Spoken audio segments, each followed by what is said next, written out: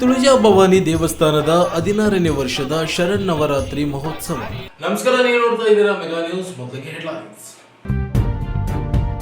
ಕಲ್ಯಾಣ ಕರ್ನಾಟಕ ಉತ್ಸವದ ಧ್ವಜಾರೋಹಣ. ಈ ಭಾಗದ ಅಭಿವೃದ್ಧಿಗೆ ಸರ್ಕಾರ ಬದ್ಧ. ಡಾಕ್ಟರ್ ಶರಣ ಪ್ರಕಾಶ್ ಪಾಟೀಲ್. ಕೃಷ್ಣಾ ಮೇಲ್ದಂಡೆ ಯೋಜನೆ ಜಾರಿಗೆ ಕೇಂದ್ರ ಅಸಹಕಾರ. ಭೂ ಪರಿಹಾರಕ್ಕೆ ಪ್ರತ್ಯೇಕ ಪ್ರಾಧಿಕಾರ. ಖಾಲಿ ಹುದ್ದೆಗಳ ನೇಮಕಾತಿ ಶೀಘ್ರ. ಡಾಕ್ಟರ್ ಶರಣ ಪ್ರಕಾಶ್ ಪಾಟೀಲ್. ಮಹಿಳಾ ಆಯೋಗದ ಅಧ್ಯಕ್ಷರಿಂದ ಸಂವಾದ. ಕಲ್ಯಾಣ ಕರ್ನಾಟಕದ ಮಹಿಳೆಯರು ಅಸಾಮಾನ್ಯರು. ನಾಗಲಕ್ಷ್ಮಿ ಚೌಧರಿ. ಅಲೆಮಾರಿಗಳಿಗೆ 1% ಮೀಸಲಾತಿ ಜಾರಿಗೆ ಆಗ್ರಹಿಸಿ ಬೃಹತ್ ಪ್ರತಿಭಟನಾ ರ್ಯಾಲಿ. ಸಚಿವರಿಗೆ ಮನವಿ.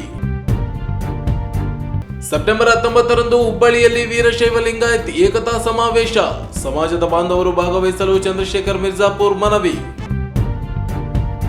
ಹಿಂದುಳಿದ ವರ್ಗಗಳ ಗಣತಿ ಉಪ್ಪಾರ ಎಂದು ಜಾತಿ ಕಾಲಂನಲ್ಲಿ ಬರೆಯಿಸಿ. ದೇವೇಂದ್ರಪ್ಪ ಉಪ್ಪಾರ್. ಬಾಲ್ಯ ವಿವಾಹ ತಡೆಯಲು ಕಾನೂನುಗಳೊಂದಿಗೆ ಜನತೆ ಸಹಕಾರ ಅಗತ್ಯ. ನಾಗಲಕ್ಷ್ಮಿ ಚೌಧರಿ. ಪ್ರಧಾನಿ ನರೇಂದ್ರ ಮೋದಿ ಜನ್ಮದಿನದ ಅಂಗವಾಗಿ ಪಾಕ್ಷಿಕ ರಕ್ತದಾನ ಶಿಬಿರ. ಆದಿ ದ್ರಾವಿಡ, ಆದಿ ಕರ್ನಾಟಕ, ಆದಿ ಆಂಧ್ರ ಪರಿಶಿಷ್ಟ ಪಟ್ಟಿಯಿಂದ ತೆಗೆಯಲು ಆಗ್ರಹಿಸಿ ಸಚಿವರಿಗೆ ಮನವಿ. ಮತ್ತು ನ್ಯಾಯಬೆಲೆ ಅಂಗಡಿಗಳಲ್ಲಿ ಅಕ್ರಮ ಹಣ ವಸೂಲಿ. ವಿತರಣೆಯಾಗದ ಪಡಿತರ ಕ್ರಮ ಕೈಗೊಳ್ಳದಿದ್ದರೆ ಹೋರಾಟ. ತಮೇಶ್. ಹೈದರಾಬಾದ್ ನಿಜಾಮರ ಆಳ್ವಿಕೆಯಿಂದ ಮುಕ್ತಿ ಪಡೆದು ವಿಮೋಚನೆ ಪಡೆದ ಕಲ್ಯಾಣ ಕರ್ನಾಟಕ ಅಭಿವೃದ್ಧಿಗೆ ಸರ್ಕಾರ ಬದ್ಧತೆಯಿಂದ ಕಾರ್ಯನಿರ್ವಹಿಸುತ್ತಿದೆ ಎಂದು ಜಿಲ್ಲಾ ಉಸ್ತುವಾರಿ ಸಚಿವ ಡಾಕ್ಟರ್ ಶರಣ ಪ್ರಕಾಶ್ ಪಾಟೀಲ್ ಹೇಳಿದರು. ಅವರಿಂದು ಮಹಾತ್ಮ ಗಾಂಧಿ ಜಿಲ್ಲಾ ಕ್ರೀಡಾಂಗಣದಲ್ಲಿ ಕಲ್ಯಾಣ ಕರ್ನಾಟಕ ಉತ್ಸವದ ಧ್ವಜಾರೋಹಣ ನೆರವೇರಿಸಿ ಮಾತನಾಡಿದರು. 1 ವರ್ಷ 1 ತಿಂಗಳು ತಡವಾಗಿ ಕಲ್ಯಾಣ ಕರ್ನಾಟಕ ಜಿಲ್ಲೆಗಳಿಗೆ ಸ್ವಾತಂತ್ರ್ಯ ದೊರಕಿದ್ದು ಸರ್ದಾರ್ ವಲ್ಲಭಭಾಯಿ ಪಟೇಲ್ ನೇತೃತ್ವದಲ್ಲಿ ನಡೆದ ಪೋಲೋ ಆಪರೇಷನ್ ಯಶಸ್ವಿಯ ಹಿನ್ನೆಲೆಯಲ್ಲಿ ಒಕ್ಕೂಟ ವ್ಯವಸ್ಥೆಗೆ ಈ ಭಾಗ ಸೇರ್ಪಡೆಯಾಗಿದೆ. ಅನೇಕ ಹೋರಾಟಗಾರರ ತ್ಯಾಗ ಬಲಿದಾನ ಮೂಲಕ ವಿಮುಕ್ತಿ ಹೊಂದಲು ಸಾಧ್ಯವಾಯಿತು. ಅಭಿವೃದ್ಧಿ ಸೂಚ್ಯಂಕದಲ್ಲಿ ಎಲ್ಲಾ ಕ್ಷೇತ್ರಗಳಲ್ಲಿ ಹಿಂದುಳಿದಿರುವ ಪ್ರದೇಶದ ಪ್ರಾದೇಶಿಕ ಅಸಮಾನತೆ ನಿವಾರಿಸಲು ಮಲ್ಲಿಕಾರ್ಜುನ್ ಖರ್ಗೆಯವರ ಪ್ರಯತ್ನದ ಫಲವಾಗಿ ಈ ಭಾಗದ ವಿದ್ಯಾರ್ಥಿಗಳಿಗೆ ಶಿಕ್ಷಣ, ಉದ್ಯೋಗದಲ್ಲಿ ಮೀಸಲು ನೀಡುವ ಕಾಯ್ದೆಯನ್ನ ರೂಪಿಸಿ ಜಾರಿಗೊಳಿಸಲಾಗಿದೆ. ಪ್ರತಿ ವರ್ಷ 5,000 ಕೋಟಿ ರೂಪಾಯಿ ಅನುದಾನವನ್ನ ಕಲ್ಯಾಣ ಕರ್ನಾಟಕದ ಅಭಿವೃದ್ಧಿಗೆ ಸರ್ಕಾರ ನೀಡುತ್ತಲಿದೆ ಎಂದರು. ಇಲ್ಲಿಯವರೆಗೆ 371J ಅನುಷ್ಠಾನದಿಂದ 9,000 ವಿದ್ಯಾರ್ಥಿಗಳು ವೈದ್ಯರಾಗಿ, 25,000 ವಿದ್ಯಾರ್ಥಿಗಳು ಇಂಜಿನಿಯರ್ಗಳಾಗಿ ಶಿಕ್ಷಣ ಪಡೆಯಲು ಸಾಧ್ಯವಾಗಿದೆ. 80,000 ಸರ್ಕಾರಿ ನೌಕರರನ್ನ ನೇಮಿಸಲಾಗಿದೆ. 18,000 ಕೋಟಿ ಇಲ್ಲಿಯವರೆಗೆ ಅಭಿವೃದ್ಧಿಗೆ ಖರ್ಚು ಮಾಡಲಾಗಿದೆ. ಸಂವಿಧಾನ ಇರುವವರೆಗೆ ಕಾಮಧೇನುವಿನಂತೆ 371J ಜಾರಿಯಲ್ಲಿರುತ್ತಿದ್ದು ಈ ಭಾಗದ ವಿದ್ಯಾರ್ಥಿಗಳು ಸದುಪಯೋಗ ಪಡೆದುಕೊಳ್ಳಬೇಕು ಎಂದರು. ರಾಜ್ಯ ಸರ್ಕಾರ ಈ ಭಾಗದ ಪ್ರಮುಖ ನೀರಾವರಿ ಯೋಜನೆಗಳಾಗಿರುವ ಕೃಷ್ಣಾ ಮೇಲ್ದಂಡೆ ಯೋಜನೆಯ ಭೂ ಪರಿಹಾರ ಹಾಗೂ ಕಲ್ಯಾಣ ಕರ್ನಾಟಕಕ್ಕೆ ಪ್ರತ್ಯೇಕ ಸಚಿವಾಲಯ ಘೋಷಿಸಲು ಸಚಿವ ಸಂಪುಟ ತೀರ್ಮಾನಿಸಿರುವ ಮಹತ್ವದ ಹೆಜ್ಜೆಯಾಗಿದೆ ಎಂದರು. ರಾಯಚೂರಿನಲ್ಲಿ ಟ್ರಾಮಾ ಸೆಂಟರ್, ಕ್ಯಾನ್ಸರ್ ಆಸ್ಪತ್ರೆ, ವಿಮಾನ ನಿಲ್ದಾಣ ಸೇರಿ ಸರ್ವಾಂಗೀಣ ಅಭಿವೃದ್ಧಿಗೆ ಸರ್ಕಾರ ಬದ್ಧತೆಯಿಂದ ಕಾರ್ಯನಿರ್ವಹಿಸುತ್ತಿದೆ ಎಂದರು. 12 ತಂಡಗಳಿಂದ ಗೌರವ ವಂದನೆ ಸ್ವೀಕರಿಸಿದ ಸಚಿವರು ಆಕರ್ಷಕ ಪಥಸಂಚಲನ ವೀಕ್ಷಿಸಿದರು. ಕಾರ್ಯಕ್ರಮವನ್ನ ನೆರವೇರಿಸಲಿ.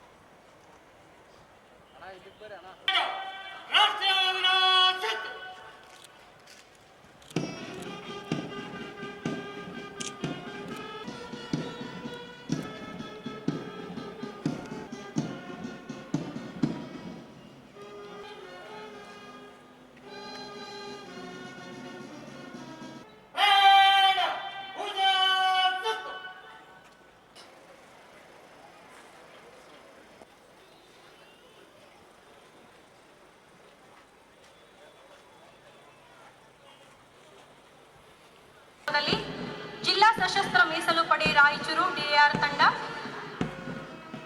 ಹಾಗೂ ನಾಯಕತ್ವದಲ್ಲಿ ಅಗ್ನಿಶಾಮಕ ಠಾಣೆ ತಂಡ, ಸರ್ಕಾರಿ ಪ್ರಥಮ ದರ್ಜೆ ಮಹಿಳಾ ಕಾಲೇಜು ರಾಯಚೂರು NSS ತಂಡ,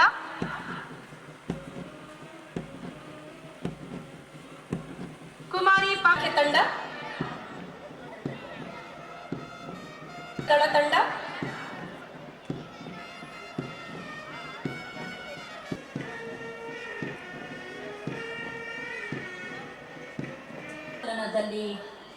ಭಾಗವಹಿಸಿರ್ತಕ್ಕಂತಹ ಎಲ್ಲ ತಂಡಗಳಿಗೆ ಉತ್ಸವ ದಿನಾಚರಣೆಯ ಶುಭಾಶಯಗಳನ್ನು ಕೋರುತ್ತಾ ಆಗಮಿಸುತ್ತಿದ್ದಾರೆ.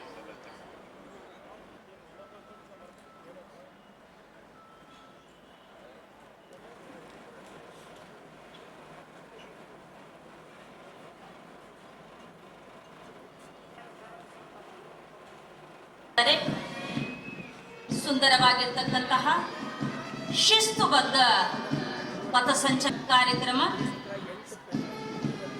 ಸನ್ಮಾನ್ಯ ಸಚಿವರಿಗೆ ಶ್ರೀ ವೀರಣ್ಣ RSI DAR ರಾಯಚೂರು ಇವರ ನಾಯಕತ್ವದಲ್ಲಿ,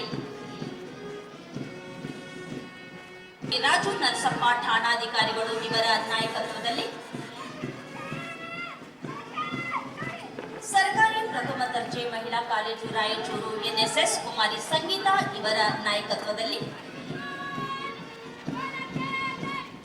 ಬಾಲಕಿಯರ ಸರ್ಕಾರಿ ಪ್ರೌಢಶಾಲೆ ಸ್ಟೇಷನ್ ರಸ್ತೆ ರಾಯಚೂರು ಭಾರತ್ ಸೇವಾದಳ ಕುಮಾರಿ ಪವಿತ್ರ ಇವರ ನಾಯಕತ್ವದಲ್ಲಿ, ಸರ್ಕಾರಿ ಬಾಲಕರ ಪ್ರೌಢಶಾಲೆ ಸ್ಕೌಟ್ಸ್ ಕುಮಾರ್ ಚಂದ್ರಶೇಖರ್ ಇವರ ನಾಯಕತ್ವದಲ್ಲಿ ಮತ್ತು ಯುವ ಸಬಲೀಕರಣ ಇಲಾಖೆ ಕುಮಾರ್ ಅಶ್ವಿನ್ ಪವಾರ್ ಇವರ ನಾಯಕತ್ವದಲ್ಲಿ, ಸೇಂಟ್ ಮೇರೀಸ್ ಕಾನ್ವೆಂಟ್ ಗೈಡ್ಸ್ ಕುಮಾರಿ ಅಕ್ಷಯ ಇವರ ನೇತೃತ್ವದಲ್ಲಿ,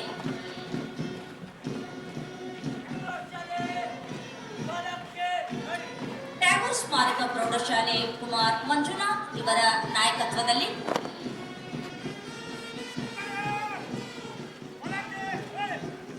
ಅರಣ್ಯ ಇಲಾಖೆ ಶ್ರೀ ಹನುಮಂತು ಪಿ ಇವರ ನಾಯಕತ್ವದಲ್ಲಿ,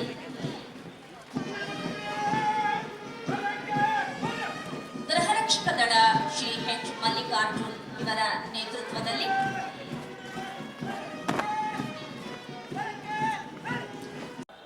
ವಿಶೇಷವಾಗಿ ಕಲ್ಯಾಣ ಕರ್ನಾಟಕದ ಅಭಿವೃದ್ಧಿಗೆ ಬಹಳ ದೊಡ್ಡ ಕೊಡುಗೆಯನ್ನು ಕೊಡ್ತಾ ಇದೆ. ತಾವೆಲ್ಲ ಇವತ್ತಿನ ಪೇಪರ್ಗಳನ್ನು ಗಮನಿಸಿರ್ಬಹುದು. ನಮ್ಮ ಸರ್ಕಾರ ನಿನ್ನೆ ನಾವು ಕ್ಯಾಬಿನೆಟ್ನಲ್ಲಿ ಮಾನ್ಯ ಮುಖ್ಯಮಂತ್ರಿಗಳು ಎಲ್ಲ ಸಚಿವ ಸಂಪುಟದ ಸಹೋದ್ಯೋಗಿಗಳು ಸೇರಿ ಎರಡು ಬಹಳ ದೊಡ್ಡ ನಿರ್ಣಯಗಳನ್ನು ನಾವು ಮಾಡಿದ್ದೀವಿ. ಅಪ್ಪರ್ ಕೃಷ್ಣಾ ಪ್ರಾಜೆಕ್ಟಿಗೆ ಸುಮಾರು ಏನು ನಮಗೆ ಇದು ಕಂಪ್ಲೀಟ್ ಮಾಡೋದಕ್ಕೆ ಸುಮಾರು ಇನ್ನೂ 70,000 ಕೋಟಿ ಹಣವನ್ನ ಈ ಭಾಗದಲ್ಲಿ ಖರ್ಚು ಮಾಡಿ ಇಲ್ಲೇನು 75,000 ಎಕರೆ ಭೂಮಿಯನ್ನ ನಾವು ಭೂಸ್ವಾಧೀನ ಮಾಡ್ಕೊಳ್ಬೇಕಾಗಿದೆ. ಅದಕ್ಕೆ ಕನ್ಸೆಂಟ್ ಆಧಾರದ ಮೇಲೆ ಇವತ್ತು ದರ ನಿಗದಿ ಮಾಡಿರ್ತಕ್ಕಂಥದ್ದು ಇದು ಒಂದು ಐತಿಹಾಸಿಕವಾಗಿರ್ತಕ್ಕಂಥ ನಿರ್ಣಯ.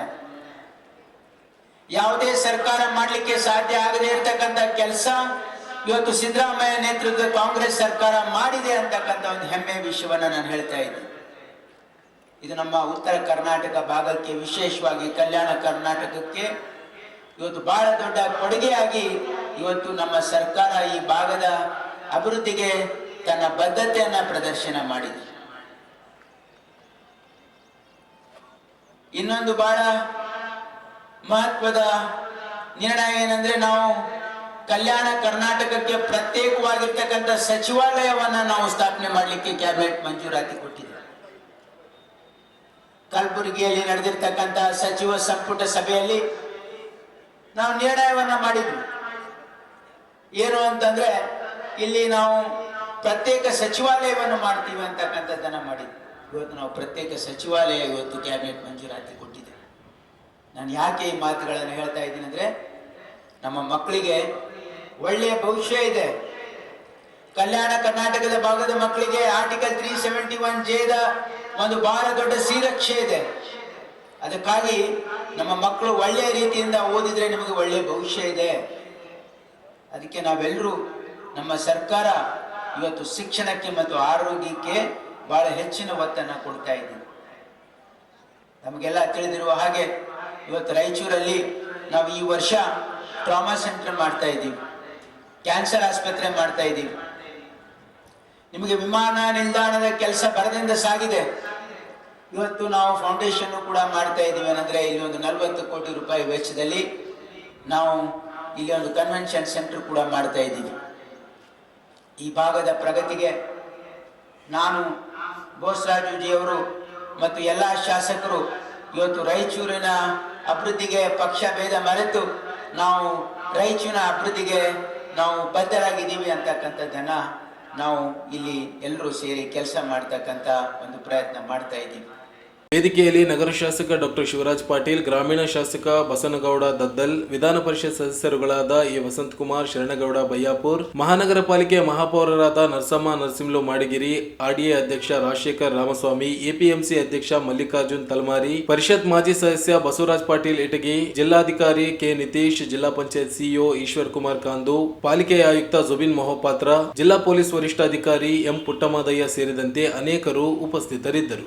ಕೃಷ್ಣಾ ಮೇಲ್ದಂಡೆ ಯೋಜನೆಯಡಿ ನೀರಾವರಿ ಪ್ರದೇಶಕ್ಕೆ 40 ಲಕ್ಷ ರೂಪಾಯಿ ಹಾಗೂ ಕೃಷಿ ಭೂಮಿಗೆ 30 ಲಕ್ಷ ರೂಪಾಯಿ ಪರಿಹಾರ ನೀಡಲು ಸರ್ಕಾರ ನಿರ್ಧರಿಸಿದ್ದು, ಪ್ರತ್ಯೇಕ ಪ್ರಾಧಿಕಾರದ ಮೂಲಕ ಭೂ ಪರಿಹಾರದ ಕಾರ್ಯ ನಡೆಸಲು ಉದ್ದೇಶಿಸಲಾಗಿದೆ ಎಂದು ಜಿಲ್ಲಾ ಉಸ್ತುವಾರಿ ಸಚಿವ ಡಾಕ್ಟರ್ ಶರಣಪ್ರಕಾಶ್ ಪಾಟೀಲ್ ಹೇಳಿದರು.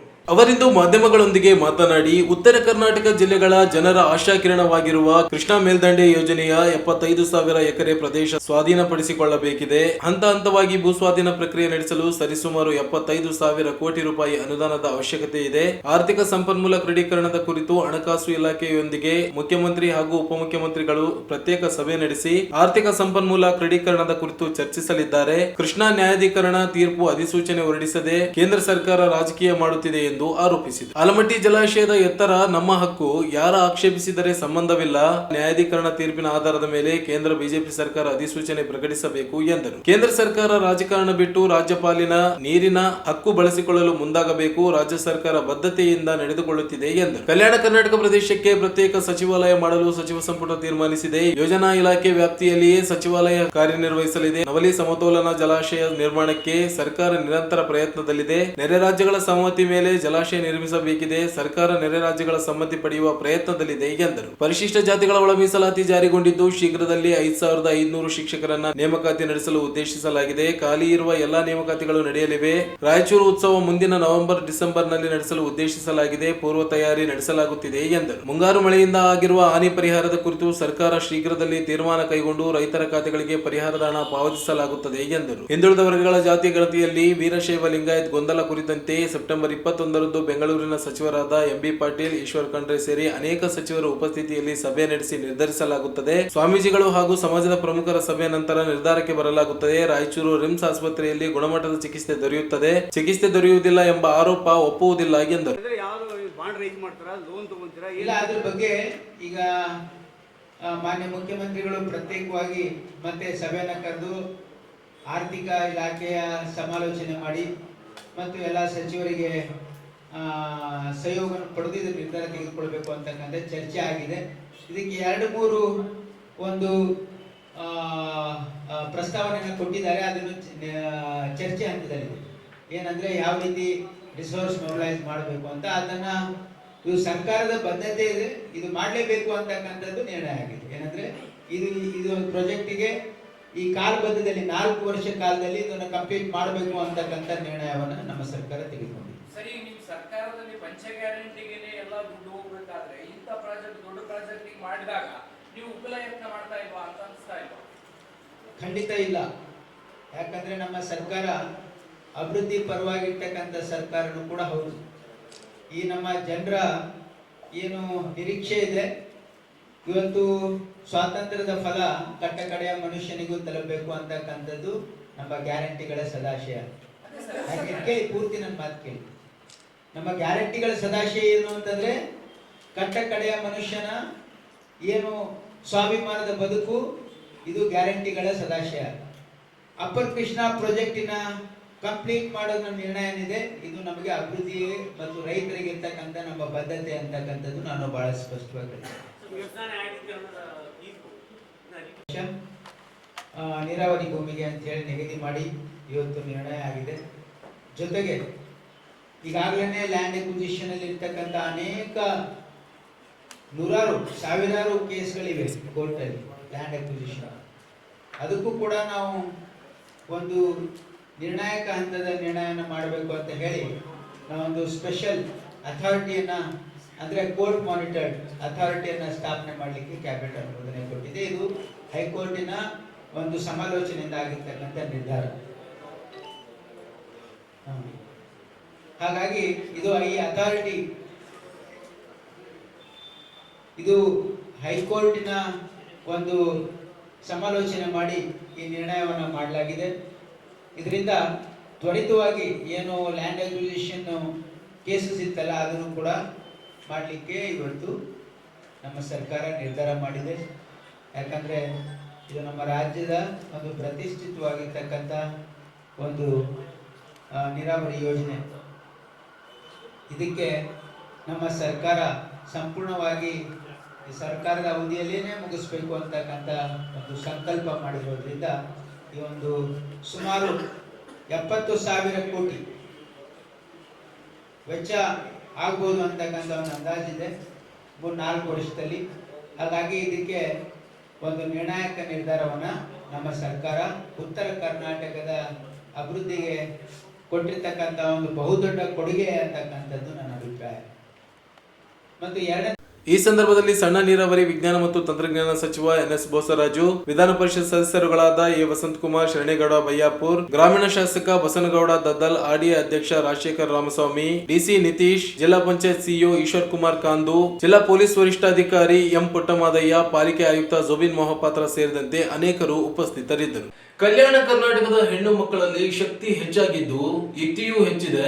ಕಲ್ಯಾಣ ಕರ್ನಾಟಕದ ಮಕ್ಕಳು ಸಾಮಾನ್ಯರಲ್ಲಿ ಅಸಾಮಾನ್ಯರು ಎಂದು ಕರ್ನಾಟಕ ರಾಜ್ಯ ಮಹಿಳಾ ಆಯೋಗದ ಅಧ್ಯಕ್ಷೆ ಡಾಕ್ಟರ್ ನಾಗಲಕ್ಷ್ಮಿ ಚೌಧರಿ ಹೇಳಿದರು. ಅವರಿಂದು ನಗರದ SSRG ಕಲಾ ಮತ್ತು ವಾಣಿಜ್ಯ ಮಹಿಳಾ ಮಹಾವಿದ್ಯಾಲಯದ ಸಭಾಂಗಣದಲ್ಲಿ ಕರ್ನಾಟಕ ರಾಜ್ಯ ಮಹಿಳಾ ಆಯೋಗ, ಜಿಲ್ಲಾಡಳಿತ, ಜಿಲ್ಲಾ ಪಂಚಾಯತ್, ಜಿಲ್ಲಾ ಪೊಲೀಸ್ ಇಲಾಖೆ ಹಾಗೂ ಮಹಿಳಾ ಮತ್ತು ಮಕ್ಕಳ ಅಭಿವೃದ್ಧಿ ಇಲಾಖೆಯ ವತಿಯಿಂದ ಹಮ್ಮಿಕೊಂಡಿದ್ದ ರಾಯಚೂರು ಜಿಲ್ಲೆಯ ಕಾಲೇಜು ವಿದ್ಯಾರ್ಥಿನಿಯರೊಂದಿಗೆ ಸಂವಾದ ಕಾರ್ಯಕ್ರಮವನ್ನು ಸಸಿಗೆ ನೀರು ಹಾಕುವ ಮೂಲಕ ಉದ್ಘಾಟಿಸಿ ಮಾತನಾಡಿದರು. ಈ ಭಾಗದಲ್ಲಿ ಶಿಕ್ಷಣ ಬೇರೂರಿಲ್ಲ, ಬಡತನ ಕಡಿಮೆಯಾಗಲಿಲ್ಲ, ಬಾಲ್ಯ ವಿವಾಹಗಳು, ಬಾಲ್ಯ ಗರ್ಭಿಣಿಯರು ಹೆಚ್ಚಾಗಿ ಕಂಡು ಬರುತ್ತವೆ ಎಂಬ ಕಾರಣಕ್ಕೆ ಕಲ್ಯಾಣ ಕರ್ನಾಟಕವನ್ನ ಅತ್ಯಂತ ಹಿಂದುಳಿದ ಭಾಗವೆಂದು ಹೇಳಲಾಗುತ್ತದೆ. ಇವೆಲ್ಲ ವಿಮೋಚನೆಯಾದಾಗ ಮಾತ್ರ ಕಲ್ಯಾಣ ಕರ್ನಾಟಕ ಪ್ರಗತಿಯತ್ತ ಸಾಗುತ್ತದೆ ಎಂದು ಹೇಳಿದರು. ಮಕ್ಕಳು ಯಾವಾಗಲೂ ಸೂರ್ಯನಂತೆ ಸ್ವಪ್ರಕಾಶಿತವಾಗಬೇಕೇ ಹೊರತು ಚಂದ್ರನಂತೆ ಅವಲಂಬಿತವಾಗಬಾರದು ಎಂಬ ಅಂಬೇಡ್ಕರ್ ಅವರ ಮಾತನ್ನ ನೆನಪಿನಲ್ಲಿಟ್ಟುಕೊಳ್ಳಬೇಕು. ಹೆಣ್ಣು ಮಕ್ಕಳು ಕೇವಲ ಮನೆಗೆಲಸ ಮತ್ತು ಮಕ್ಕಳನ್ನ ನೋಡಿಕೊಳ್ಳಲು ಮಾತ್ರ ಸೀಮಿತರಲ್ಲ, ಇದರ ಜೊತೆಗೆ ಸ್ವತಂತ್ರವಾಗಿ ಆಲೋಚನೆ ಮಾಡುವಂತೆ ಹಾಗೂ ಸ್ವತಂತ್ರವಾಗಿ ನಿರ್ಧಾರಗಳನ್ನ ತೆಗೆದುಕೊಳ್ಳುವಂತಾಗಬೇಕು ಎಂದು ತಿಳಿಸಿದರು. ಓದುವುದರಿಂದ ವ್ಯತ್ಯಾಸವನ್ನ ನಿರ್ಮಾಣ ಮಾಡಲು ಸಾಧ್ಯವಾಗುತ್ತದೆ. ಅದರಲ್ಲೂ ಮಹಿಳೆಯರು ಪ್ರಗತಿ ಸಾಧಿಸಬೇಕು. ಮೊಬೈಲ್ನಿಂದ ದೂರ ಇದ್ದಾಗ 100ಕ್ಕೆ 100ರಷ್ಟು ಗುರಿಯನ್ನ ಸಾಧಿಸಬಹುದಾಗಿದೆ. ಮೊಬೈಲ್ ಎಂಬುದು ಎಲ್ಲರನ್ನ ಹಿಡಿದಿಟ್ಟುಕೊಂಡಿದೆ. ಕೆಟ್ಟ ಅಭ್ಯಾಸಗಳು ಬೇಗ ಕಲಿಯಬಹುದಾಗಿದ್ದು ಒಳ್ಳೆಯ ಅಭ್ಯಾಸಗಳು ಕಲಿಯಲು ಕಷ್ಟ. ಆದರೆ ಒಳ್ಳೆಯ ಅಭ್ಯಾಸಗಳು ಶಾಶ್ವತವಾಗಿ ಕೈ ಹಿಡಿಯುತ್ತವೆ. ಕೆಟ್ಟ ಅಭ್ಯಾಸಗಳು ನಮ್ಮನ್ನು ಶಾಶ್ವತವಾಗಿ ನಾಶ ಮಾಡುತ್ತವೆ. ಆದ್ದರಿಂದ ಎಲ್ಲಾ ಹೆಣ್ಣು ಮಕ್ಕಳು ಉತ್ತಮವಾಗಿ ಅಭ್ಯಾಸ ಮಾಡಿ ಉನ್ನತ ಸ್ಥಾನಕ್ಕೆ ಹೋಗಬೇಕು ಎಂದರು. ಇದಕ್ಕೂ ಮೊದಲು ಕಾಲೇಜಿನ ಆವರಣದಲ್ಲಿ ಸಸಿ ನೆಡಲಾಯಿತು. ಕಾಲೇಜಿನ ಮುಖ್ಯದ್ವಾರದಿಂದ ಸಭಾಂಗಣದವರೆಗೆ ವಿದ್ಯಾರ್ಥಿನಿಯರಿಂದ ಚಪ್ಪಾಳೆ ಹಾಕುವ ಮೂಲಕ ಆಯೋಗದ ಅಧ್ಯಕ್ಷರನ್ನ ಸ್ವಾಗತಿಸಲಾಯಿತು.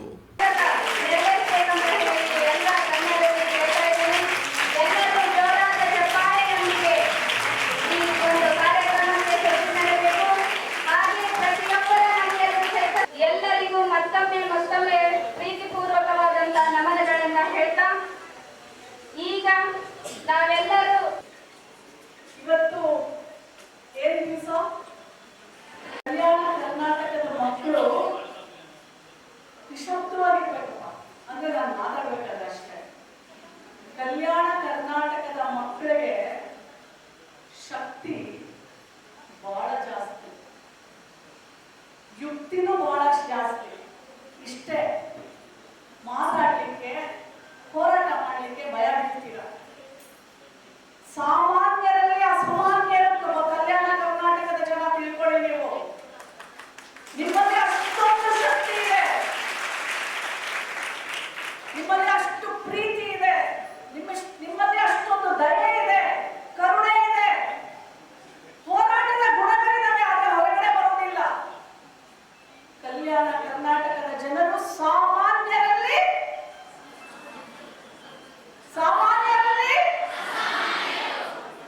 ಆತರ ನೀವು ಹೇಳ್ತಾ ಬಂದ್ರೆ ಈ ಒಂದು ಸಂವಾದಕ್ಕೆ ಒಂದು ಬೆರೆದು ಮಾತಾಡ್ತೀರಾ ಅಲ್ವಾ?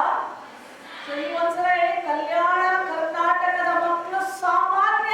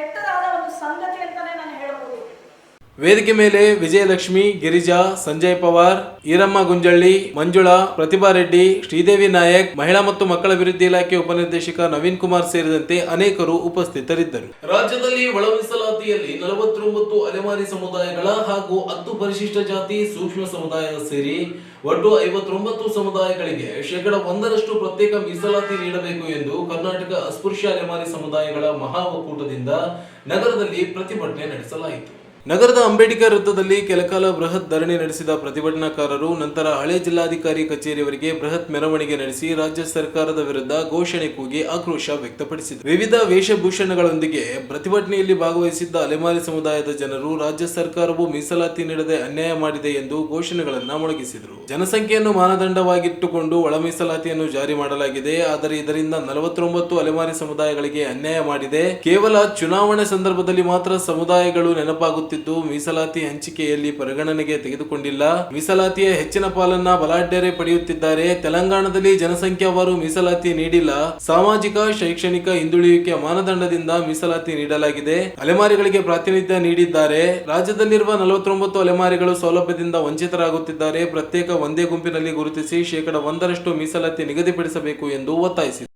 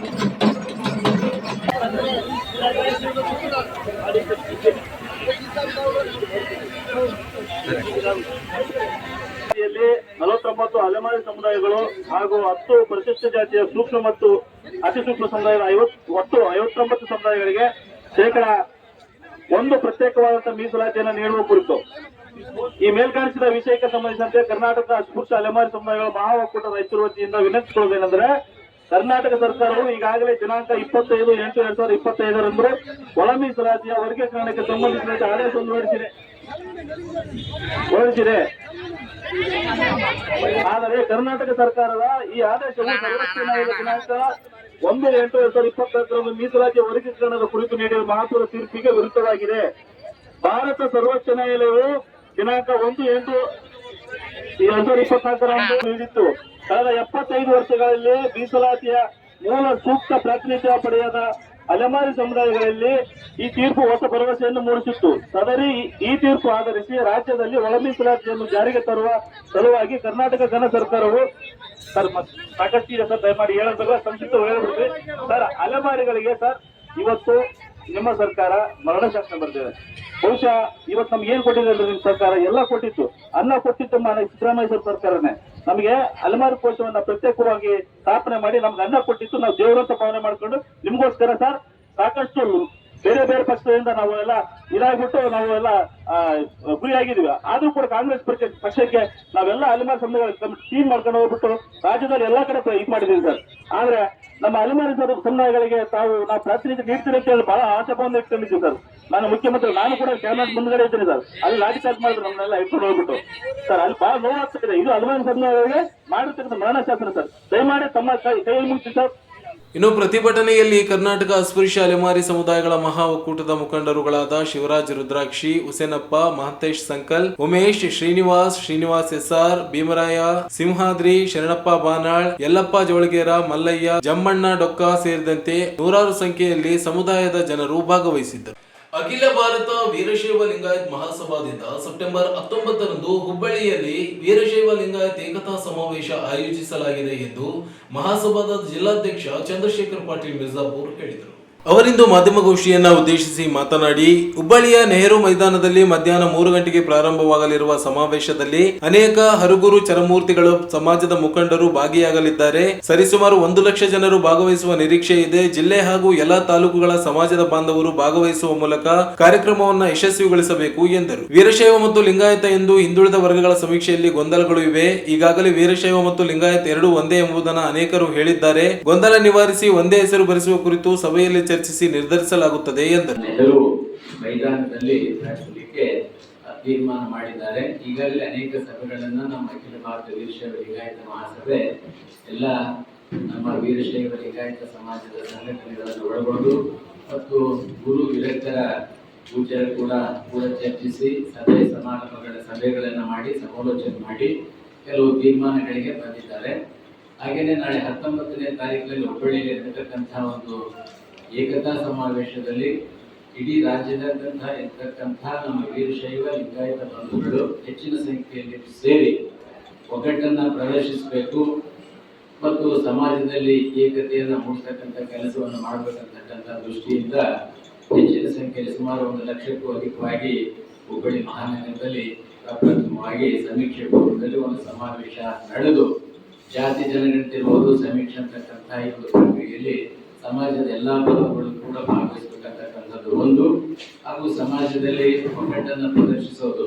ಈಗಾಗಲೇ ಅನೇಕ ಒಳಪಂಗಡಗಳಿಂದ ಕಳೆದ ಸಾರಿ ಕೂಡ ನಮ್ಮ ವೀರಶೈವ ಲಿಂಗಾಯತ ಸಮಾಜಕ್ಕೆ ಅನ್ಯಾಯ ಆಗಿರ್ತಕ್ಕಂಥದ್ದು. ಅದನ್ನು ಸರಿಪಡಿಸಲಿಕ್ಕೆ ಒಂದು ವೀರಶೈವ ಲಿಂಗಾಯತರ ನೈಜ ಜನಸಂಖ್ಯೆಯನ್ನ ತೋರಿಸಲಿಕ್ಕಾಗಿ ಒಂದು ಸಮಾವೇಶವನ್ನ ನಿಗದಿಪಡಿಸಿದ್ದಾರೆ.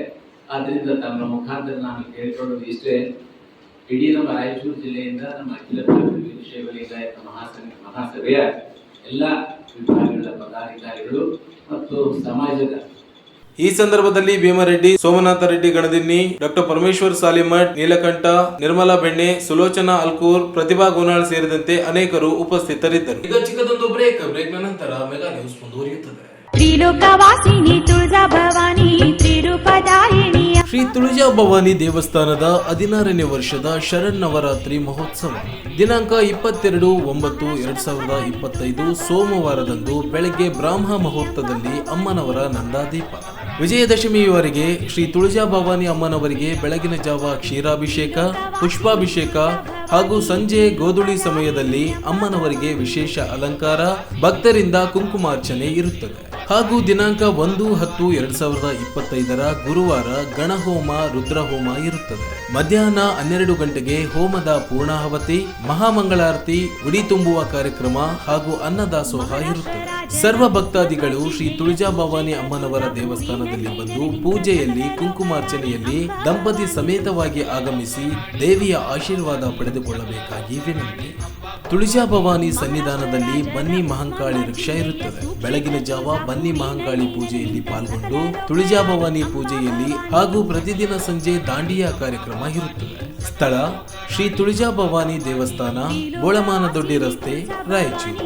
1/10/2025 ಆಯುಧ ಪೂಜೆ ದಿವಸ ಗಣಹೋಮ, ರುದ್ರಹೋಮ, ಅನ್ನದಾಸೋಹ ಇರುತ್ತದೆ. ತನು ಮನ ಧನವೆಂಬ ತ್ರಿಕರಣ ಸೇವೆ ಸಲ್ಲಿಸಿ ದೇವಿಯ ಕೃಪೆಗೆ ಪಾತ್ರರಾಗಬೇಕಾಗಿ ವಿನಂತಿ. ಭಕ್ತಿ ಸೇವೆ ಶ್ರೀಮತಿ ಪಾರ್ವತಿ, ಶ್ರೀ ಬಿ ಶರಣಪ್ಪ ಪಾಟೀಲ್, ಶ್ರೀ ಸಾಗರ್ ಪಾಟೀಲ್. ಅರ್ಚಕರು ಶ್ರೀ ಶಂಕರಲಿಂಗ ಸ್ವಾಮಿ, ಶ್ರೀ ಮಂಜುನಾಥ ಸ್ವಾಮಿ.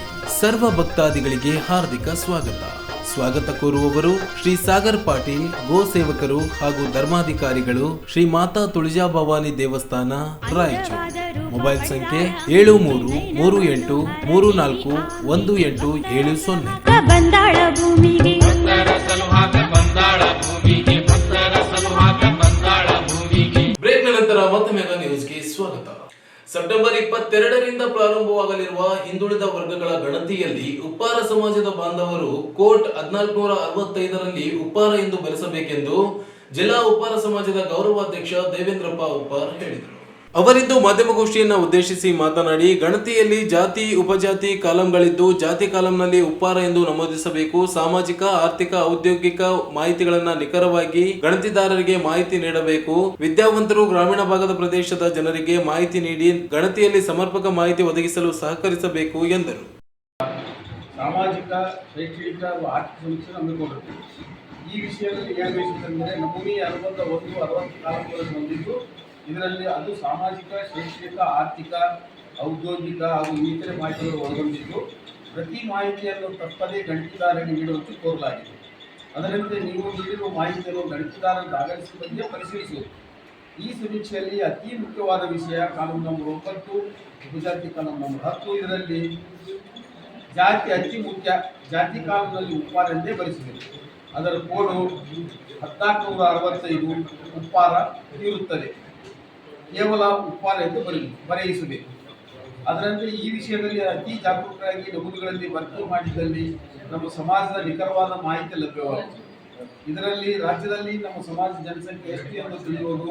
ಇದರಿಂದ ನಮ್ಮ ಸಮಾಜಕ್ಕೆ ಹಾಗೂ ಮುಂಬರುವ ಪೀಳಿಗೆಗೆ ಎಲ್ಲ ರಂಗಗಳಲ್ಲೂ ಅನುಕೂಲವಾಗುವುದೆಂದು ಹೇಳಿಗೊಳಿಸುತ್ತಾ ಪ್ರಯುಕ್ತ ಜಿಲ್ಲೆಯ ಸಮಸ್ತ ಉಪ್ಪಾರ ಬಂಧುಗಳು ಅತಿ ಎಚ್ಚರಿಕೆಯಿಂದ ಮಾಹಿತಿಯನ್ನು ಭರ್ತಿ ಮಾಡಿಸುವುದು ಅವಶ್ಯಕ.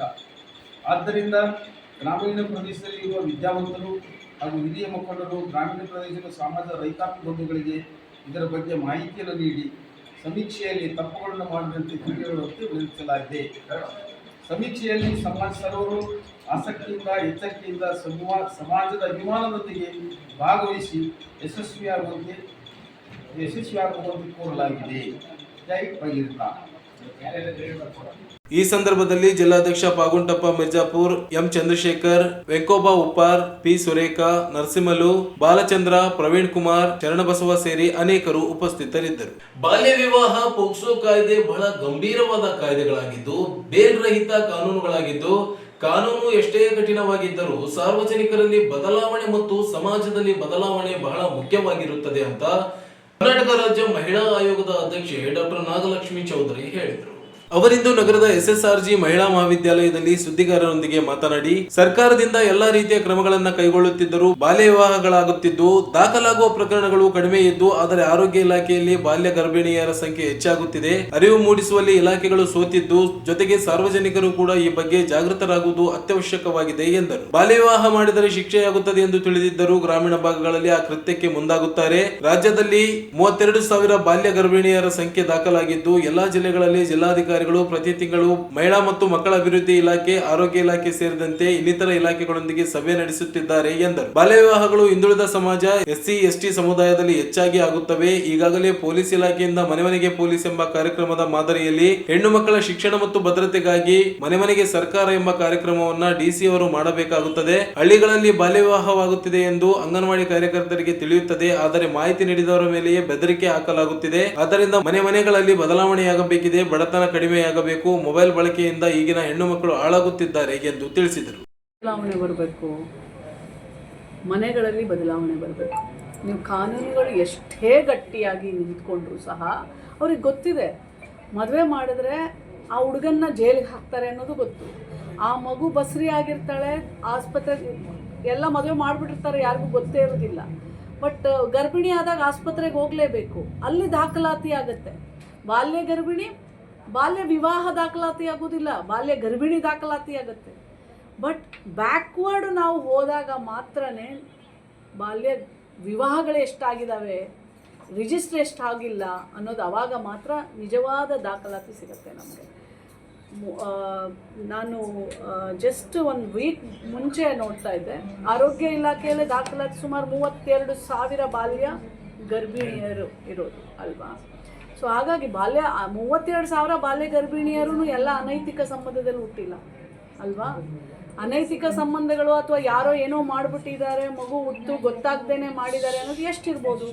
ಸೊ ನಾವು ಎಲ್ಲ ಜಿಲ್ಲೆಗಳಲ್ಲೂ ಸಹ ಜಿಲ್ಲಾಧಿಕಾರಿ ಸಮ್ಮುಖದಲ್ಲಿ ಮಹಿಳಾ ಮತ್ತು ಮಕ್ಕಳ ಕಲ್ಯಾಣ ಇಲಾಖೆ ಇರ್ಬೋದು, ಆರೋಗ್ಯ ಇಲಾಖೆ ಇರ್ಬೋದು, ಮತ್ತು ಇದೆಲ್ಲ ಜಾಸ್ತಿ ಬಾಲ್ಯ ವಿವಾಹಗಳು ನಡೀತಾ ಇರೋದು ಹಿಂದುಳಿದ ಸಮಾಜ ಮತ್ತು SC ST ಸಮುದಾಯಗಳಲ್ಲಿ ಭಾಳ ಬಾಲ್ಯ ವಿವಾಹ, ಬಾಲ್ಯ ಗರ್ಭಿಣಿಯರು ಆಗ್ತಾ ಇರೋದು.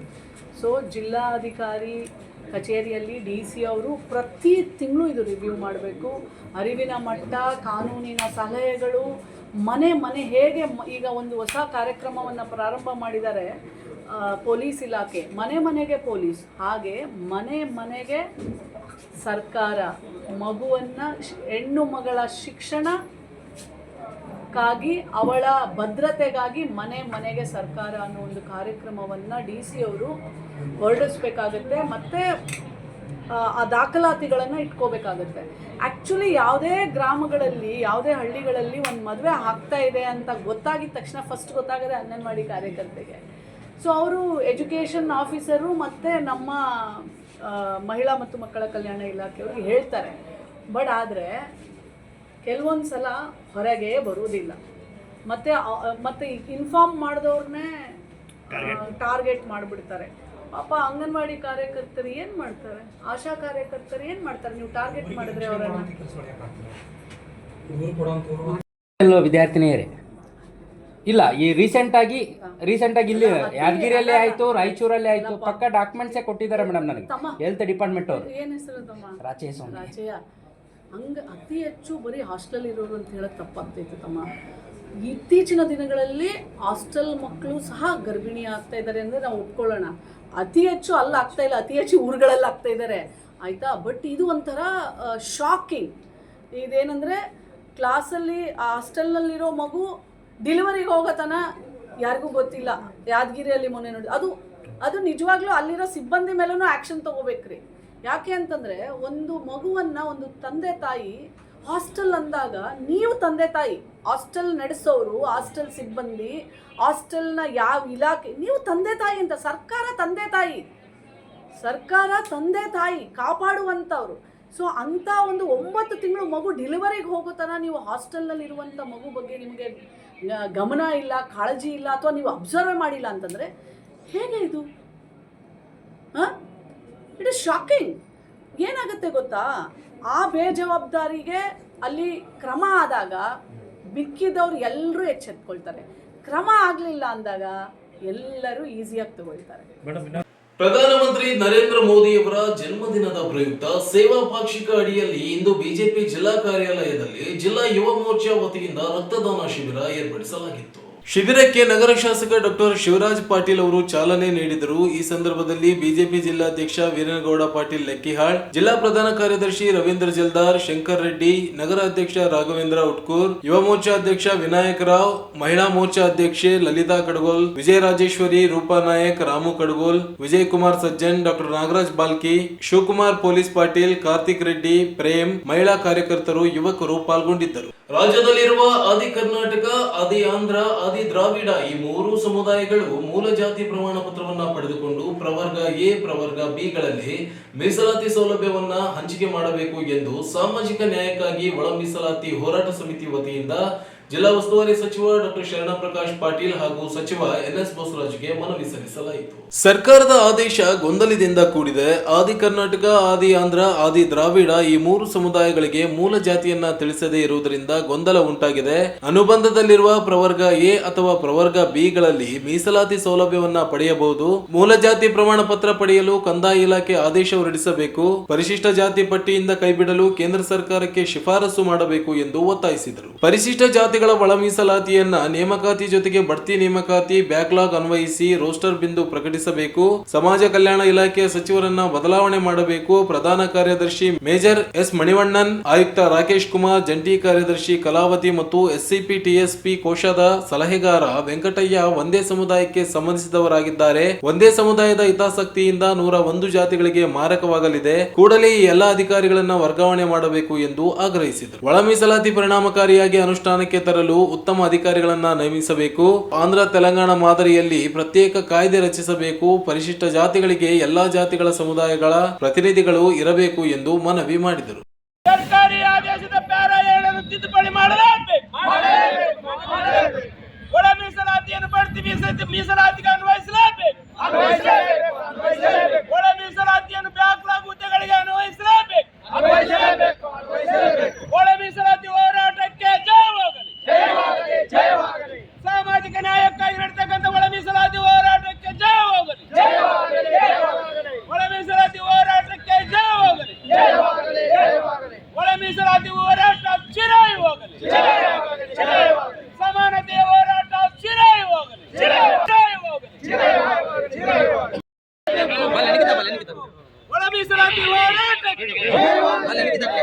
ಸಾಮಾಜಿಕ ನ್ಯಾಯವಾದಿ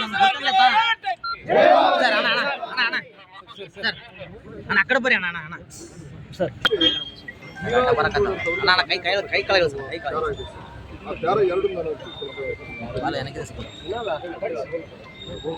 ಪೇಜ್ ನಂಬರ್ 2 ಆಯೋಗದ ವರದಿಯಲ್ಲಿನ ಪ್ರವರ್ಗ ಸರ್ಕಾರಿ ಆದೇಶ 2 ತಿದ್ದುಪಡಿ ಮಾಡಲೇಬೇಕು ಒಳ ಮೀಸಲಾತಿಯನ್ನು ಬಡ್ತಿಗೂ ಬ್ಯಾಕ್ಲಾಗಿಗೂ ಅಪ್ಲೈ ಮಾಡಲೇಬೇಕು. ಈ ಸಂದರ್ಭದಲ್ಲಿ ಎಸ್ ಮಾರ್ಯಪ್ಪ ವಕೀಲ್, ಶಿವರಾಯ್ ಅಕ್ಕರಿಕಿ, ಹೇಮರಾಜ್ ಅಸ್ಕಿಯಾಳ್, ನರಸಿಂಹಲು ಮರ್ಚೇಟಾಳ್, ಅಬ್ರಾಹಂ ಕಮಲಾಪುರ್, ತಾಯಪ್ಪ ಗದಾರ್, ಲಕ್ಷ್ಮಣ ಕಲ್ಲೂರ್, ಪ್ರಭುರಾಜ್ ಉರ್ಕುಂದ, ಎಂಆರ್ ಬೇರಿ, ಆಂಜನೇಯ, ಕೃಷ್ಣ ಸೇರಿದಂತೆ ಅನೇಕರು ಉಪಸ್ಥಿತರಿದ್ದರು. ಜಿಲ್ಲೆಯಲ್ಲಿ ನ್ಯಾಯಬೆಲೆ ಅಂಗಡಿಗಳು ಅವ್ಯವಸ್ಥತೆಯಿಂದ ಕೂಡಿದ್ದು ಸಮಯ ಪಾಲನೆ ಮಾಡುತ್ತಿಲ್ಲ, ಪಡಿತರ ಧಾನ್ಯ ಕಾಳಸಂತೆಯಲ್ಲಿ ಮಾರಾಟ ಮಾಡಿ ಗ್ರಾಹಕರಿಗೆ ವಂಚನೆ ಮಾಡಲಾಗುತ್ತಿದೆ ಅಂತ ಅಖಿಲ ಕರ್ನಾಟಕ ಭುವನೇಶ್ವರಿ ಸೇವಾ ಸಮಿತಿ ಸಂಸ್ಥಾಪಕ ತಮೇಶ್ ಆರೋಪಿಸಿದರು. ಅವರಿಂದು ಮಾಧ್ಯಮಗೋಷ್ಠಿಯನ್ನ ಉದ್ದೇಶಿಸಿ ಮಾತನಾಡಿ, ನ್ಯಾಯಬೆಲೆ ಅಂಗಡಿಗಳು ನಿಗದಿತ ವೇಳೆಗೆ ತೆರೆಯುತ್ತಿಲ್ಲ. ಬೆಳಗ್ಗೆ 8 ಗಂಟೆಯಿಂದ ಮಧ್ಯಾಹ್ನ 12 ಗಂಟೆಯವರೆಗೆ ಮತ್ತು ಸಂಜೆ 4ರಿಂದ ರಾತ್ರಿ 8ರವರೆಗೆ ಅಂಗಡಿ ತೆರೆಯಬೇಕೆಂದು ನಿಯಮ ಇದ್ದರೂ ಉಲ್ಲಂಘಿಸಿ ಕೇವಲ ವಾರದಲ್ಲಿ 2-3 ದಿನ ಅಂಗಡಿ ತೆರೆಯುತ್ತಿದ್ದಾರೆ ಎಂದು ಆಪಾದಿಸಿದರು. ನ್ಯಾಯಬೆಲೆ ಅಂಗಡಿ ಮಾಲೀಕರು ತೂಕದಲ್ಲಿ ಮೋಸ ಮಾಡುತ್ತಿದ್ದಾರೆ, ಅಲ್ಲದೆ ಬಯೋಮೆಟ್ರಿಕ್ ಹೆಸರಿನಲ್ಲಿ ಜನರಿಂದ ಹಣ ವಸೂಲಿ ಮಾಡುತ್ತಿದ್ದಾರೆ. ಒಂದೇ ನ್ಯಾಯಬೆಲೆ ಅಂಗಡಿ ಮಾಲೀಕರಿಗೆ 4-5 ನ್ಯಾಯಬೆಲೆ ಅಂಗಡಿಗಳ ಕಾಳಸಂತೆಯಲ್ಲಿ ಮಾರಾಟಕ್ಕೆ ಇಲಾಖೆಯ ಸಹಕಾರ ನೀಡಿದಂತಾಗಿದೆ ಎಂದು ಆರೋಪಿಸಿದರು. ಸಮಯಕ್ಕೆ ಸರಿಯಾಗಿ ನ್ಯಾಯಬೆಲೆ ಅಂಗಡಿ ತೆರೆಯದೆ ಪಡಿತರ ಚೀಟಿದಾರರಿಗೆ ವಂಚಿಸುತ್ತಿರುವ ಕೆಲಸ ನಡೆಯುತ್ತಿದೆ. ಕೂಡಲೇ ಅಕ್ರಮ ಪಡಿತರ ವಿತರಣೆಯಲ್ಲಿ ಲೋಪಗಳನ್ನ ಸರಿಪಡಿಸಬೇಕು. ಜನರಿಂದ 10 ರೂಪಾಯಿ ವಸೂಲಿ ಮಾಡುವುದನ್ನ ತಡೆದು ಒಬ್ಬರಿಗೆ ಒಂದೇ ನ್ಯಾಯಬೆಲೆ ಅಂಗಡಿ ನೀಡುವಂತೆ ಎಚ್ಚರ ವಹಿಸಬೇಕು. ಅಕ್ರಮಕ್ಕೆ ಆಹಾರ ಇಲಾಖೆಯ ನಿರೀಕ್ಷಕರು, ಇತರೆ ಅಧಿಕಾರಿಗಳು ಸಹ ಬೆಂಬಲವಾಗಿ ನಿಂತಿದ್ದು ಸಮಗ್ರ ತನಿಖೆ ನಡೆಸಿ ತಪ್ಪಿತಸ್ಥರ ವಿರುದ್ಧ ಕ್ರಮ ವಹಿಸಬೇಕು. ಇಲ್ಲದೆ ಹೋದಲ್ಲಿ ತೀವ್ರ ಸ್ವರೂಪದ ಹೋರಾಟ ನಡೆಸುವುದಾಗಿ ಎಚ್ಚರಿಸಿದರು. ಆಗ ಇಡೀ ಆ ಸಂದರ್ಭದಲ್ಲಿ ಪ್ರತಿಭಟನೆ ಮೂಲಕ ಇಲ್ಲಿನ ಅವ್ಯವಹಾರದ ಬಗ್ಗೆ ಜನಗಳಿಗೆ ಯಾವ ರೀತಿ ತೊಂದರೆ ಆಗ್ತದೆ ಅಂತಕ್ಕಂಥದ್ದು ಪ್ರತಿಭಟನೆ ಮೂಲಕ ಆ ಸಂದರ್ಭದಲ್ಲಿ ನಾವು ಮನವಿ ಕೊಟ್ಟಿದ್ದೆ. ಈಗಿನ ಸಂದರ್ಭದಲ್ಲಿ ಅದು ಗುಣ ಇದು ಬೇಡ ಅನ್ನೋ ಮಟ್ಟಿಗೆ ಬೇಸರ ಆಗ್ತದೆ. ಯಾಕಂದರೆ ನೋಡೋಕ್ಕಾಗೋದು ಜನರನ್ನು ಆ ರೀತಿ ಗ್ರಾಹಕರು ಒಂದು ಸಮಯಕ್ಕೆ ಯಾವ ರೀತಿ ಬೇಕಾದ್ರೆ ಆ ರೀತಿ ಮೋಸ ಮಾಡೋ ಸಂದರ್ಭ ನಡೀತಾ ಇದೆ ಸರ್. ಯಾಕಂದರೆ ನೀವು ಖುದ್ದಾಗಿ ಬೇಕೆ ಕೊಟ್ಟು ನೋಡ್ಬೋದು, ನಾವು ಹೇಳಿದ್ದು ಒಂದು ವೇಳೆ ಸುಳ್ಳಾದರೆ. ಆ ರೀತಿ ಭಾಳಷ್ಟು ಜನರು ಗ್ರಾಹಕರು ಇವತ್ತಿನ ದಿವಸ ಯಾರು ಇದ್ರ ಬಗ್ಗೆ ತಲೆ ಕೆಡಿಸ್ಕೊಳ್ಳೋದಿಲ್ಲ. ನಮ್ಮಂಥವ್ರ ಬಗ್ಗೆ ಯಾರು ಇದನ್ನು ದವಸ ಧಾನ್ಯಗಳು ನಮಗೆ ಸರಿಯಾದ ರೀತಿಯಲ್ಲಿ ಸಿಗ್ತಾ ಇಲ್ಲ, ಅವರು ಸಮಯ ಪಾಲನೆ ಮಾಡ್ತಾ ಇಲ್ಲ ಅಂತಕ್ಕಂಥದ್ದು ನಾವು ಹಲವಾರು ವರ್ಷಗಳಿಂದ ಇದನ್ನು ಗಮನಿಸಿ ಎಲ್ಲ ಹೋರಾಟಗಳನ್ನು ಮಾಡುವ ಮುಖಾಂತರ ಎಲ್ಲ ಜಿಲ್ಲಾಧಿಕಾರಿಗಳಿಗೆ ಮತ್ತು ಡಿ ಅವರಿಗೆ ಮನವಿ ಪತ್ರಗಳು ಕೊಟ್ಟು ಕೂಡ ಅವರು ಈ ಒಂದು ಗ್ರಾಹಕರಿಗೆ ಆಗ್ತಕ್ಕಂಥ ಅನ್ಯಾಯವನ್ನು ಸರಿಪಡಿಸುವ ಒಂದು ಸರಿಯಾದ ಕ್ರಮವನ್ನು ಇದುವರೆಗೆ ತೆಗೆದುಕೊಳ್ಳೋದಿಲ್ಲ. ಅದಕ್ಕೋಸ್ಕರ ನಾವು ಈ ಸಂದರ್ಭದಲ್ಲಿ ಏನು ಹೇಳ್ತಾ ಇದ್ದೀವಪ್ಪ ಅಂದರೆ, ಮಾನ್ಯ ಲೋಕಾಯುಕ್ತರು ಮತ್ತು ಜಿಲ್ಲಾಧಿಕಾರಿಗಳು ಮತ್ತು ಫುಡ್ ಡೈರೆಕ್ಟರು ಮತ್ತು ಸಂಬಂಧಪಟ್ಟ ಸಚಿವರು ಎಲ್ಲರಿಗೆ ಒಂದೊಂದು ಕಾಪಿಯನ್ನು ನಾನು ಕಳಿಸ್ಕೊಡಕ್ಕಾಗ್ತೀನಿ. ಈ ಸಂದರ್ಭದಲ್ಲಿ ಪಿ ನರಸಿಂಹಲು, ಮಾರ್ಯಪ್ಪ, ಶ್ರೀಹರಿ, ರೆಡ್ಡಿ ಉರ್ಕುಂದಿ, ಜೆ ನರಸಪ್ಪ, ಗಂಗಾಧರ್ ಸೇರಿದಂತೆ ಅನೇಕರು ಉಪಸ್ಥಿತರಿದ್ದರು. ಕೊನೆಯಲ್ಲಿ ಮತ್ತೊಮ್ಮೆ ಹೆಡ್ಲೈನ್ಸ್. ಕಲ್ಯಾಣ ಕರ್ನಾಟಕ ಉತ್ಸವದ ಧ್ವಜಾರೋಹಣ. ಈ ಭಾಗದ ಅಭಿವೃದ್ಧಿಗೆ ಸರ್ಕಾರ ಬದ್ಧ. ಡಾಕ್ಟರ್ ಶರಣ ಪ್ರಕಾಶ್ ಪಾಟೀಲ್. ಕೃಷ್ಣಾ ಮೇಲ್ದಂಡೆ ಯೋಜನೆ ಜಾರಿಗೆ ಕೇಂದ್ರ ಅಸಹಕಾರ. ಭೂ ಪರಿಹಾರಕ್ಕೆ ಪ್ರತ್ಯೇಕ ಪ್ರಾಧಿಕಾರ, ಖಾಲಿ ಹುದ್ದೆಗಳ ನೇಮಕಾತಿ ಶೀಘ್ರ. ಡಾಕ್ಟರ್ ಶರಣ ಪ್ರಕಾಶ್ ಪಾಟೀಲ್. ಮಹಿಳಾ ಆಯೋಗದ ಅಧ್ಯಕ್ಷರಿಂದ ಸಂವಾದ. ಕಲ್ಯಾಣ ಕರ್ನಾಟಕದ ಮಹಿಳೆಯರು ಅಸಾಮಾನ್ಯರು. ನಾಗಲಕ್ಷ್ಮಿ ಚೌಧರಿ. ಅಲೆಮಾರಿಗಳಿಗೆ 1% ಮೀಸಲಾತಿ ಜಾರಿಗೆ ಆಗ್ರಹಿಸಿ ಬೃಹತ್ ಪ್ರತಿಭಟನಾ ರ್ಯಾಲಿ. ಸಚಿವರಿಗೆ ಮನವಿ. ಸೆಪ್ಟೆಂಬರ್ 19ರಂದು ಹುಬ್ಬಳ್ಳಿಯಲ್ಲಿ ವೀರಶೈವ ಲಿಂಗಾಯತ್ ಏಕತಾ ಸಮಾವೇಶ. ಸಮಾಜದ ಬಾಂಧವರು ಭಾಗವಹಿಸಲು ಚಂದ್ರಶೇಖರ್ ಮಿರ್ಜಾಪುರ್ ಮನವಿ. ಹಿಂದುಳಿದ ವರ್ಗಗಳ ಗಣತಿ ಉಪ್ಪಾರ ಎಂದು ಜಾತಿ ಕಾಲಂನಲ್ಲಿ ಬರೆಯಿಸಿ ದೇವೇಂದ್ರಪ್ಪ ಉಪ್ಪಾರ್. ಬಾಲ್ಯ ವಿವಾಹ ತಡೆಯಲು ಕಾನೂನುಗಳೊಂದಿಗೆ ಜನತೆ ಸಹಕಾರ ಅಗತ್ಯ. ನಾಗಲಕ್ಷ್ಮಿ ಚೌಧರಿ. ಪ್ರಧಾನಿ ನರೇಂದ್ರ ಮೋದಿ ಜನ್ಮದಿನದ ಅಂಗವಾಗಿ ಪಾಕ್ಷಿಕ ರಕ್ತದಾನ ಶಿಬಿರ. ಆದಿ ದ್ರಾವಿಡ, ಆದಿ ಕರ್ನಾಟಕ, ಆದಿ ಆಂಧ್ರ ಪರಿಶಿಷ್ಟ ಪಟ್ಟಿಯಿಂದ ತೆಗೆಯಲು ಆಗ್ರಹಿಸಿ ಸಚಿವರಿಗೆ ಮನವಿ. ಮತ್ತು ನ್ಯಾಯಬೆಲೆ ಅಂಗಡಿಗಳಲ್ಲಿ ಅಕ್ರಮ ಹಣ ವಸೂಲಿ, ವಿತರಣೆಯಾಗದ ಪಡಿತರ, ಕ್ರಮ ಕೈಗೊಳ್ಳದಿದ್ದರೆ ಹೋರಾಟ. ತಮೇಶ್. ಇದಿಷ್ಟು ಇವತ್ತಿನ ಸುದ್ದಿ. ಪ್ರಮುಖ ಸುದ್ದಿಗಳಿಗಾಗಿ ನೋಡ್ತಾ ಇರಿ ಮೆಗಾ ನ್ಯೂಸ್.